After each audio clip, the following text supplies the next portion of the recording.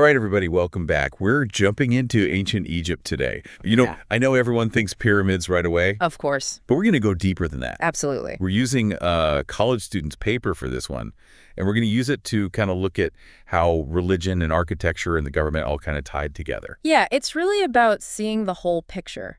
You can't just look at one piece of it. Right. You got to see how all those things work together. It's like a symphony or something. Yeah, I like that. That's a good analogy. So this student's paper, it really emphasizes how religion was just the operating system for Egyptian life. Oh, yeah, absolutely. That's the foundation of everything. Their worldview, their understanding of morality, the universe, everything. Like it's not just church on Sunday morning. No, not at all. This is like every aspect of their life is permeated by this. So, and this is where this concept of mat comes in, right? I kept seeing this. Yeah. So can you tell me, what is that? Why is that so important? Yeah. Mat represents this concept of balance, like truth, justice, cosmic order. And the ancient Egyptians believed that Mat was essential for a good life and a good afterlife. So it wasn't even just about being a good person in this life, it's also about the next life. Exactly. Their actions in this life directly impacted their journey in the next story. The afterlife wasn't just a belief, it was a driving force. Wow, that's wild. That's so different from how we think about things now. Yeah. This student also pointed out how the ancient Egyptians didn't think of their gods as these distant figures. No, they were very much present and involved in daily life. They interacted with them through offerings, constantly seeking their guidance. Wow, I can't even imagine that worldview, having these gods just right there with you. Yeah, it's a very different way of seeing the world. So how does all of this tie back into those incredible buildings they made? I mean, the pyramids are not just about aesthetics, right? Exactly. Architecture was a physical manifestation of their beliefs.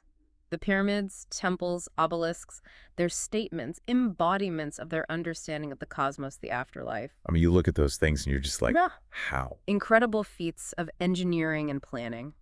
And, the student mentioned the precision of the Great Pyramid reflects a really advanced knowledge of astronomy, engineering, math. Oh, yeah, they knew what they were doing. Absolutely. And it wasn't just about size and grandeur. These structures were carefully aligned with celestial events embodying their religious principles. So it's like they're building their beliefs into the world. Exactly. Right. For example, the Great Pyramid was designed not just as a tomb, but to help guide the pharaoh's soul to the afterlife. So like a launch pad. Yeah. I love that. And the temples too, right? I mean, those were equally impressive. Oh, absolutely. Temple design mirrored their beliefs about the journey to the afterlife, with a progression through increasingly sacred spaces. And even the carvings and hieroglyphs on the walls weren't just decoration. They told stories, reinforced the pharaoh's power, documented their connection to the gods. Every element has meaning. I love it. Every single detail was important. The student also mentions the Valley of the Kings and how those tombs were stocked with everything a person would need for the afterlife. Yeah, it's really remarkable. It shows their commitment to providing for the dead and ensuring their well-being in the next world. They truly believed that life continued beyond death, and they prepared accordingly. Wow. So we've got religion as the foundation. We've got this incredible architecture reflecting those beliefs. And now we got to talk about the government, because it seems like the pharaoh was more than just a king, right? Oh, much more. The pharaoh was considered a god king, a living embodiment of Horus, the god of kingship. Their power wasn't just political, it was divinely ordained. Oh my gosh, what a heavy mantle to carry. It was an immense responsibility. And remember Marat, the pharaoh wasn't just a ruler, they were the guardian of that cosmic order, responsible for maintaining balance between the gods and the people. Their actions had implications not just for the kingdom, but for the entire universe as they understood it. So all those building projects like the pyramids, the temples, those weren't just ego trips. They were seen as a duty to the gods and the people. Exactly. Acts of piety essential for maintaining Ma and ensuring the continued prosperity and stability of Egypt. They believed that neglecting these duties could throw the universe out of balance. I mean, I can't imagine trying to run a civilization like ancient Egypt. Even as a god king, you would need some help. Of course. The pharaoh relied on a complex bureaucracy to manage the kingdom's resources and maintain order. It wasn't a one-person show. So who are the key players in this bureaucracy? The student mentions the vizier and the scribes. Right. The vizier was essentially the pharaoh's right-hand man, acting as a prime minister to oversee day-to-day government operations. And the scribes, well, they were the highly educated class responsible for all the record-keeping in ancient Egypt. Laws, transactions, historical events, everything was meticulously documented. Yeah. So even back then, organization was key. You got to have a good system. Absolutely. Hmm. This sophisticated bureaucracy with its specialized roles and systems is a key takeaway for us. It shows that even ancient societies recognize the need for efficient organization to function effectively. Right. Like bureaucracy is the invisible backbone of civilization. Yeah, in a way it is. So we've got religion as the guiding force, magnificent architecture as its embodiment, and this powerful, divinely ordained ruler supported by this complex bureaucracy. It's fascinating how it all fits together. And there's still more to uncover. Let's not forget about their legal system, which, as the student points out, was also deeply connected to Marat. Okay, so their legal system was tied into Marat, too. Mm. How did they approach justice? Did they have like a strict set of laws like some other civilizations did? Yeah. Well, unlike later civilizations with codified laws like the Code of Hammurabi, ancient Egypt's legal system wasn't about a rigid set of rules. It was about restoring cosmic balance, about maintaining Ma'at. So it's not just about individual cases, it's about keeping the whole universe in harmony. Exactly. And that explains why priests often acted as judges, highlighting the fusion of religion and governance in their society. That's wild. It's like every part of their lives was connected to this higher purpose, this idea of maintaining cosmic balance. You've hit the nail on the head. It's this intricate web of interconnectedness that makes ancient Egypt so fascinating to study. Yeah, it really makes you rethink how a society can function. It challenges our modern perspectives. So to recap what we've learned today. We've explored religion as the foundation of ancient Egyptian life with Ma'at, that principle of balance weaving through everything. We've marveled at their incredible architecture, which wasn't just about aesthetics, but about manifesting their beliefs in physical form. And we've delved into their government with the pharaoh as a god king, the guardian of cosmic order, supported by an intricate and surprisingly sophisticated bureaucracy. Exactly.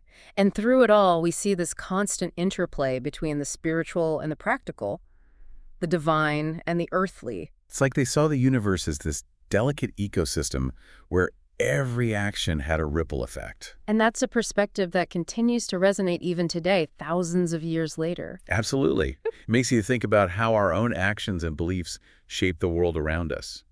But we're just getting started on this journey. Stick with us as we delve even deeper into the mysteries of ancient Egypt. It really does make you think, Yeah. about how these ideas still resonate today. Yeah, it's incredible. And the student's conclusion was basically that, ancient Egyptian civilization was this intricate tapestry Right. woven from religion, architecture, and government, each one like influencing and reinforcing the others. Yeah, and that's what allowed it to thrive for 3,000 years. 3,000 years. That's just mind-blowing to me. So what does it all mean for us today? Like, our listeners probably at home thinking, okay, this is really cool. Right. But how does this connect to my life? Well, I think their legacy goes far beyond just the pyramids and tombs. Their innovations in engineering, art, governance laid the groundwork for so many civilizations that came after. And even today, their ideas about the afterlife, about the cosmos, the role of the divine, those continue to influence religious and philosophical thought. So it's not just about like looking at cool pictures in a textbook. It's about recognizing how their ideas have shaped our world. Exactly. And I think this student's paper is a great starting point, but it's just the tip of the iceberg. There's so much more to learn. For sure. Before we wrap up, is there like one thing you really want our listener to walk away thinking about? Like, what's that final thought to ponder? I think the most important thing to remember is that ancient Egypt wasn't just this static, unchanging culture. It was dynamic. It was evolving, full of contradictions. Oh, I love a good contradiction. Right. So, for example, we've talked about the pharaoh and their divine power, their role as guardian of cosmic order, the whole god-king thing. Yeah, that's a powerful image. It is. But they were also human beings, subject to the same flaws and ambitions and insecurities as anyone else. So they weren't just like perfect, all-powerful beings. Not at all. And their humanity is reflected throughout their history. Some pharaohs were wise and benevolent, while others were cruel and tyrannical. Wow. So even within this very structured, religiously infused society, there was still room for individual personalities to really make an impact. Exactly. And that's what makes history so fascinating. It's not just about dates and names. It's about understanding those nuances, the complexities, the human stories beneath the grand narratives. I love that. So as we wrap up this part of our deep dive into ancient Egypt, let's remember it wasn't just about pharaohs and pyramids. It was a vibrant civilization full of achievements, complex beliefs, and, yes, even drama. Well said. And hopefully our listeners are inspired to keep exploring this incredible chapter of human history. Me too. And there's one more thought I want to leave our listeners with. Our student focused on how religion, architecture, and government were all intertwined in ancient Egypt.